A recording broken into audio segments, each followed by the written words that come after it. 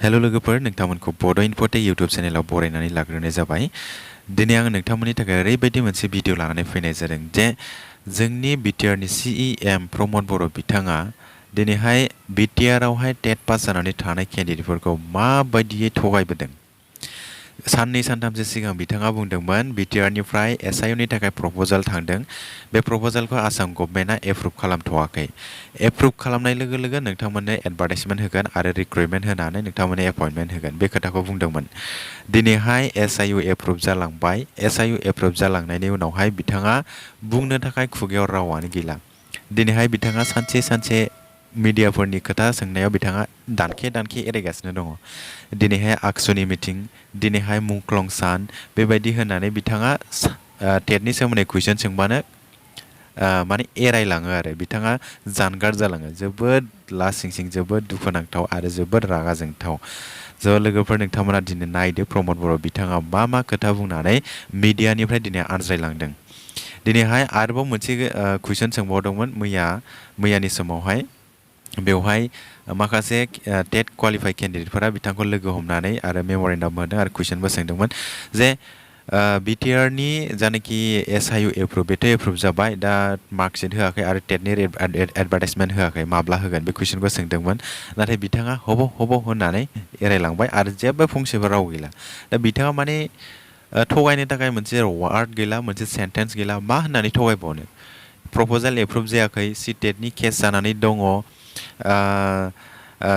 माबा मोनसे केस जानानै दङ, बेबायदि होननानै बिथाङा थगायनो थाखाय जेबो लामायानो गैला, जेबो मोनसे एंगेलानो गैला आरो बिथाङा बुंनो थाखाय। दा बिथाङा मा मुंख्लं सान, आक्सुनि मिटिं, उमुगनि मिटिं, मानिबा मिटिं होननानै बेबायदि एरायगासिनो दङ। दिनै नोंथांमोना नायदो बिथाङा मा बुंनानै दिनैहाय आनज्रायगासिनो दङ आरो थगायगासिनो दङ। रायजो राजा नोंथांमोन नायदो। नैबे जाहैबाय एसआइअ एप्रुभालनि थाखाय प्रप'जाल हरदों आसाम गभर्नमेन्टनो आरो एसआइअ एप्रुभा प्रप'जालआ एक्सेप्ट जाथ'वाखै। बिनि सायाव प्रमद बर'आ मा बुंदों नोंथांमोना खोनासंदो। अब्लाबो टेटनि माखासे आनजादआव माने फोसावबाय, नाथाय खिन्थु बिथांमोनखौ दायो मुखुब खालामनायनि राहाया माब्ला जागोन? दा जोंहा माखासे पस्ट दङ, भेकेन्ट पस्ट, बिनि एसआइअ मोनाखै। जेब्ला स्टेट गभर्नमेन्टनिफ्राय एसआइअखौ मोनगोन लोगो लोगो जों एपइन्टमेन्टखौ नैबे जाहैबाय आक्सुनि मिटिङाव बुंनाय प्रमद बर'आ। आक्सुनि मिटिङाव टेटनि रिलेटेड जेबो खोथा बुङानो बिथाङा।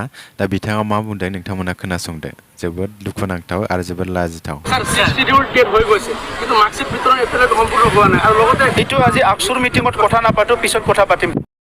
नैबे जाहैबाय मुंख्लं सानाव बुंनाय। बिथाङा मुंख्लं सानाव टेटनि रिलेटेड खोथा बुङानो, माने मुंख्लं साननिल' मुंख्लंफोरनिल' खोथा बुंगोन आरो मुंख्लंफोरखौ मान होनांगौनो। जिहेथु जोंनि टेट क्वालिफाइ केन्डिडेटफोरा मुंख्लंखौ मान होनो रोङा, बेबादिसो बिथांनि बुंनाय मथेब्ला। नाथाय टेटनि सोमोन्दै जेबो फंसेबो खोथा बुङानो। दा बिथाङा मा बुंदों नोंथांमोना खोनासं जागोन। टेट क्वालिफाइड बिथांमोना एसआइअनि बाथ्राखौ दिनैनि मुंख्लं सानजों टेटआ जेबो लोब्बा गैया, ओंखायनो गुबुन सानाव मोजाङै बुंगोन। दिनैनि सानखौ जाहाथे जोङो बयबो अनार होयो, मान होयो आरो जोंनि मुंख्लंफोरखौ बयबो गोसो गोरबोजों जाहाथे दान्दिसे बयबो सिबियो, आं बेखौनो खावलायो। गोजोन गोरोबथानि उनावबो नैबे जाहैबाय मैया टेट क्वालिफाइ केन्डिडेटफोरा प्रमद बर'खौ लोगो हमनानै कुइसन खालामदोंमोन। एसआइअ एप्रुभ जाबाय, बिटिआरआवहाय माला टेटनि रिक्रुइटमेन्ट होगोन आरो मार्कशिटखौ माला होगोन बे खोथाखौ सोंदोंमोन। नाथाय फंसेबो खोथा गैया बिथांना, हब' होननानैल' गैला, जानगार थांबाय। आरो जानाखि मबाइलजों रेकर्ड खालामदोंमोन भिडिअ, बे मबाइलखौ बिथाङा सेख'नो नागिरदोंमोन। जोबोद दुखुनांथाव बाथ्रा। नायदो नोंथांमोना बिथाङा मा बुंदों। এসআইটো এপ্ৰুভ হৈছিল, কিন্তু বস্তুটো চাৰ্টিফিকেটো দিয়া হোৱা নাই আৰু মাৰ্কশ্বিটো দিয়া হোৱা নাই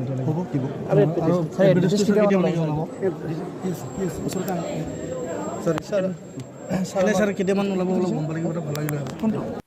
स' लोगोफोर नोंथांमोना खोनानो मोनबाय प्रमद बर' बिथाङा सिगांनिफ्रायनो, दाल' नङा, सिगांनिफ्रायनो आसाम टेट पास जानानै थानाय केन्डिडेटफोरनि समनिफ्रायनो 2021निफ्रायनो बिथाङा दिनैहाय थगायबोगासिनो दङ टेट पास जानानै थानाय केन्डिडेटफोरखौ।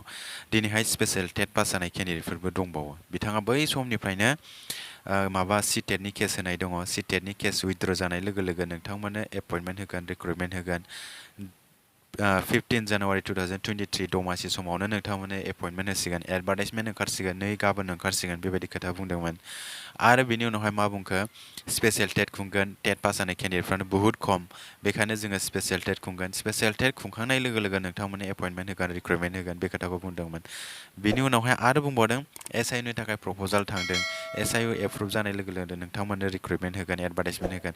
दिनैहाय गासिबो क्लियार जाजोब्बाय सिटेटनि केसाबो उइथड्र जाबाय स्पेशल टेटबो खुंखांबाय SIU एप्रुभबो जाबाय गासिबो क्लियार दिनैहाय प्रमद बर' बिथांना माने वार्डसआनो गैला बिथांनाव माने टेट पास जानानै थानाय केन्डिडेटफोरखौ मा रावै मा बुंनानै बिथाङा थगायगोन दिनैहाय नोंथांमोना नुनो मोन्दों प्रमद बर'नाव माबा मोनसे मिडियानि रिपर्टार बा कुइसन सोङोब्ला दिनैहाय SIU एप्रुभ जाबाय गासिबो सिटेट केसाबो उइथड्र जाबाय दिनैहाय BTR आव मानो रिक्रुटमेन्ट होनो हायाखै बे खोथाखौ सोंबा दिनैहाय बिथाङा ओरैबायदि बुङो दिनैहाय मुंख्लंनि सान दिनैहाय आक्सुनि मिटिं दिनैहाय टेटनि रिलेटेड खोथा नङा आङो गुबुन मोजां मोनसे समाव खोथा बुंगोन दिनैहाय बेबायदि बुंनानै बिथाङा एरायलांनो नागिरो आरो दिनैहाय मैया नोंथांमोना माखासे टेट पास जानानै थानाय केन्डिडेटफ्रा कुइसन सोंदोंमोन बिथांमोना कुइसन सोंनायाव मा रिप्लाइ होखो बे जेबो रिप्लाइ होआखिसै बिथाङा हब होननानैल' दोनबाय आरो भिडिअ रेकर्ड खालामनाय मबाइलखौ बिथाङा सेख'नोसो नागिरबावबाय बेसेबां दुखुनांथाव बाथ्रा जोबोद दुखुनांथाव दिनैहाय नोंथांमोना बे भिडिअखौ हाजासे शेयार खालामनानै हो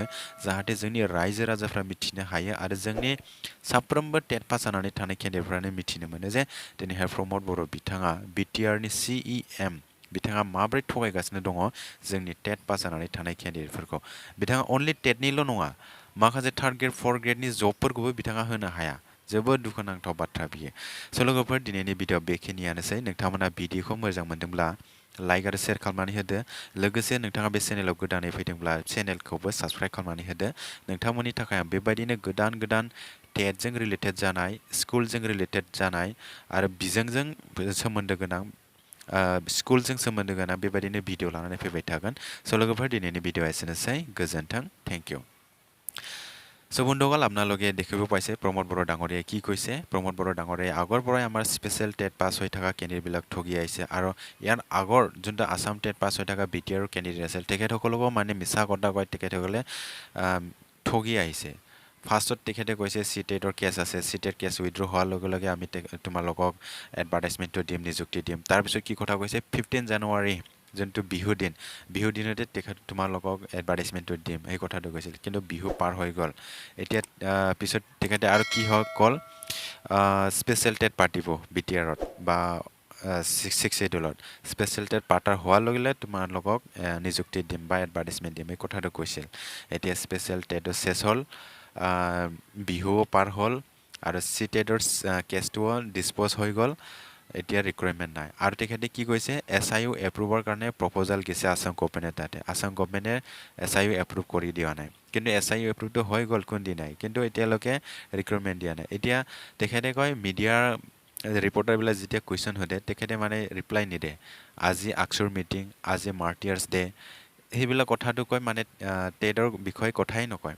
বেলেগ এটা দিনত ভালকৈ কথা ক'ম সেইটো কথাটো কয় মানে তেখেতে আঁতৰি যায় তেখেতে মানে মিডিয়াৰ সন্মুখৰ পৰা পলাই যায় এতিয়া যোৱাকালি আমাৰ টেট পাছ কেণ্ডিডেটবিলাকে প্ৰমোদ বড়োক লগ ধৰি মানে কুৱেশ্যন কৰিছিল যে BTRত SIU এপ্ৰুভটো হৈ গ'ল টেটৰ ৰিকুৱাৰমেণ্টটো কেতিয়া দিব সেই কথাটো কৈছিল তেখেতে একোৱেই মানে ৰিপ্লাই নিদিল খালি ৱাৰ্ডটো গ'ল যে হ'ব কেতিয়া হ'ব কোনো কথাই নাই আৰু ভিডিঅ' যোনটো ৰেকৰ্ডিং কৰিছিল সেই মোবাইলটোৱে মানে তেখেতে মানে কাঢ়ি ল'ব খুজিছিল মানে বহুত দুখ লগা কথা এতিয়া আপোনালোকে চাব পাইছে তেখেতে কি কৈছে মই ভিডিঅ'ৰ আগতে এতিয়া দি দিছোঁ আপোনালোকে এইটো ভিডিঅ'টো চাই আৰু আপোনালোকে ভিডিঅ'টো কেনেকুৱা লাগিছে আৰু প্ৰমোদ বড়ো ডাঙৰীয়াই কি কথাটো কৈ আহি আমাক মানে মিছা কথা কৈ ঠগি আছে আপোনালোকে নিশ্চয় গম পাইছে চ' বন্ধুসকল আজিৰ ভিডিঅ'টো এইখিনি আছিল আপোনালোকে ভিডিঅ'টো ভাল লাগিছে যদি লাইক এণ্ড শ্বেয়াৰ কৰি দিব লগতে আপোনালোকে এই চেনেলত নতুনকৈ আহিছে যদি চেনেলটো ছাবস্ক্ৰাইব কৰি দিব আপোনাৰ কাৰণে মই এনেকুৱা নতুন ভিডিঅ' আনি থাকিম TET related education related and school related চ' বন্ধুসকল আজিৰ ভিডিঅ'টো এইখিনিয়ে